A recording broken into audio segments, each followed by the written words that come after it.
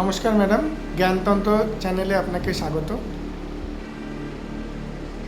নমস্কার, আমি শান্তি মাতা। ম্যাডাম, আপনি আশা করি ভালো আছেন। হ্যাঁ বাবা, ভালো আছি। তোমরা কেমন আছো? খুব ভালো আছি ম্যাডাম। ম্যাডাম, আজকে আপনাকে একটা জিনিস জিজ্ঞেস করতে চাই। এখন তো ইউটিউব খুলে বান ক্রিয়া, বানতন্ত্র, বান কাটানো এই সমস্ত কিছুই দেখা যায়। তো বান কি সত্যিই হয় ম্যাডাম? বান সত্যি হয়। আর বান শুধু এক রকমের হয় না, যেরকম পোড়া বান, জ্বালা বান, মারণ বান, শুকনো বান, এরকম অনেক ধরনের বান। ম্যাডাম, বান কি কাটানো যায়? আপনার কিছু অভিজ্ঞতা থাকলে আমাদের দর্শকদের সাথে একটুখানি শেয়ার করলে ভালো লাগবে। বান যদি মারা যায়, মানে বান মারণ ক্রিয়া যদি হয়, তো বান কাটানো হয়। তো বান কাটানো হয়, এরকম আমার কাছে অনেকেই আসেন যাদের বান মারা হয়েছে। তো সেক্ষেত্রে আমি একটা অভিজ্ঞতা আমার বলি। আমি চেম্বারে রয়েছি, তো আমার একটা কাস্টমার আসে, তো তার গায়ে পোড়া পোড়া ছাপ ছাপ ছাপ ছাপ পড়ে গেছে।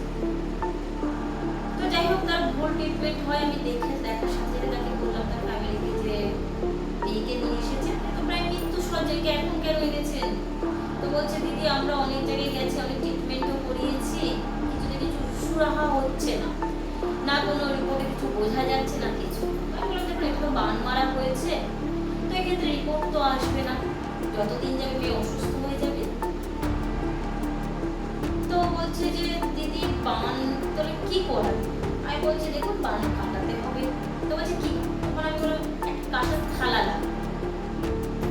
আমি এখন বান কাটাই, আমার প্রথম যে দ্রব্যটি লাগে সেটি হচ্ছে একটি কাঁসার থালা। কাঁসার থালা ছাড়া আমি বান কাটাতে পারি না। তো এই কাঁসার থালা একটা আনতে বলেছি এবং তার সঙ্গে একটা কাঁসার বাটি। তো আমি একটা মন্ত্র আছে, তো সেই মন্ত্রটা পাঠ করে যারকে বান মারা হয়েছে তার পিঠে আটকে দেওয়া হয়। যখন আমি তাকে দেবো পিঠটাতে, অটোমেটিক থালাটা না আটকে যাবে পিঠটাতে। যতক্ষণ না বানটা উঠছে ততক্ষণ পিঠে আটকেই থাকবে, এবং এই আটকে থাকাকালীন পর্যন্ত আমাকে কিছু কাজ করতে হবে। তো যথারীতি আমি সেটাই, তারা রাজিও হলো, এই তো আমি করলাম। তো কিছু মন্ত্র যখন পাঠ করলাম, তো তারপরে যখন আমি বানটা কাটিয়ে ফেললাম, অগ্নিতে আহুতি দিলাম, তার ঘন্টা দুয়েক পরে মেয়েটির বাবা মা বলছে যে নিয়ে আমার খেতে পারতো না, সারাদিনের উপরে চুলকাতো, আচমকা চুলকানিটা বন্ধ হয়ে গেছে, প্লাস ও বলছে আমার খিদে পাচ্ছে। তো বান যদি কাউকে মারা হয়, তার মধ্যে যেরকম খাওয়া বন্ধ হয়ে যাওয়া, খেতে না পারা, বমি হওয়া, বমি বমি ভাব, একটু খেলেই অনেক খেয়ে ফেলে যেরকম মনে হয়, তেমনি বান কাটানোর সঙ্গে সঙ্গে, কারণ অনেকে বলবে 15 দিন লাগবে, 20 দিন লাগবে, 10 দিন, না, বান কাটাবো ইনস্ট্যান্ট, ঘন্টাখানেকের মধ্যে সে বুঝতে পারবে তার সুস্থতা আসতে শুরু করে দিয়েছে। তো এটা একটা আমার অভিজ্ঞতার বললাম। এরকম প্রচুর কেস আছে, সব তো বললে সারাদিন লেগে যাবে বাবা, সেটা তো বলা সম্ভব নয়। তো এটাই হচ্ছে বান কাটানোর প্রসেস। ম্যাডাম, এই বান কাটানোর যে প্রসেসটা আপনি বললেন, এটা সাধারণত অনেকে দেখতে পাবে না। কলকাতার বুকে হয়তো খুব কম সংখ্যক লোকই দেখতে পাবে, হয়তো জানেও না তারা। আপনি এটি কোথা থেকে শিখেছেন, বা যদি আপনি বলেন ভালো লাগবে একটু। দেখো বাবা, প্রথম কথা হচ্ছে আমি তো এখান থেকে তন্ত্রটা শিখি, বা বান কাটানো এখান থেকে শিখি। আমার এই বিদ্যাটা হচ্ছে গুয়াহাটি, আসাম, আশা করি সবাই নাম শুনেছ। তো কামরূপ কামাখ্যা মায়ের ওখানেই আমার শিক্ষা আর কি, বলতে গেলে সবাই যে জায়গাটা খুব ভয় পায়, মায়া। তো ওখানে এই বিদ্যাটা সচরাচর সবাইকে দেওয়া হয় না।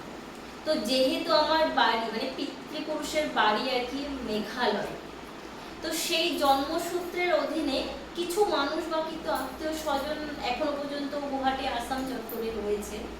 তো সেখানকার সূত্র ধরেই আর কি এই বিদ্যাটা আমার মায়াং থেকে শেখা, এখনো পর্যন্ত ওখানে আমার গুরু রয়েছে। তো ওইখান থেকে এই বিদ্যাটা নেওয়া। এবং এই যে বিদ্যা, অনেকে কি হয় না, বলে না যে একটা ফুল দিলাম, একটু বেলপাতা দিয়ে, সিঁদুর বা কিছু একটা দিয়ে বললাম যে ঠিক হয়ে যাবে, না। বান আমি যখন কাটাবো, সবার চোখের সামনে কাটাবো, এবং সবাই দেখতে পাবে যে হ্যাঁ বিদ্যাটা কিরকম এবং কিভাবে কাটানো হয়, বা এর প্রসেসটা কি। আমি সবাইকে বলবো যে আপনি কাটাতে আসুন, আসুন এসে দেখুন আদৌ এটার মধ্যে কতটা সত্যতা আছে, নিজের চোখে দাঁড়িয়ে সচক্ষে দেখুন। কারণ এরকম অনেক মানুষ আছে দেখে তারা শিউরে উঠেছে যে এটাও কি সম্ভব। যখন মানে একটা থালা আপনি নর্মালি কারো পিঠে লাগানোর চেষ্টা করুন না, কখনো সেটা লাগবে না, এবং সেটা দীর্ঘ টাইমের জন্য তো নাই, পড়ে যাবে। কিন্তু যদি আপনার বডিতে থাকে তো অটোমেটিকও ধরবে, যতক্ষণ ওটা ছাড়বে না।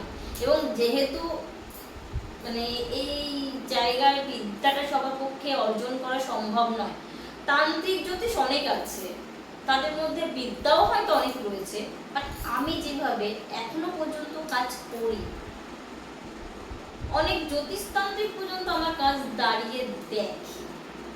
কারণ আমি যেভাবে করি এটা একটা প্রসেস, এবং এটা আজকের বিদ্যা নয়, হয়তো আমি এখন জানছি তাই, এটা বহু প্রাচীন যুগ থেকে সেম প্রসেসে বান কাটানোর পদ্ধতিটা হয়ে আসছে।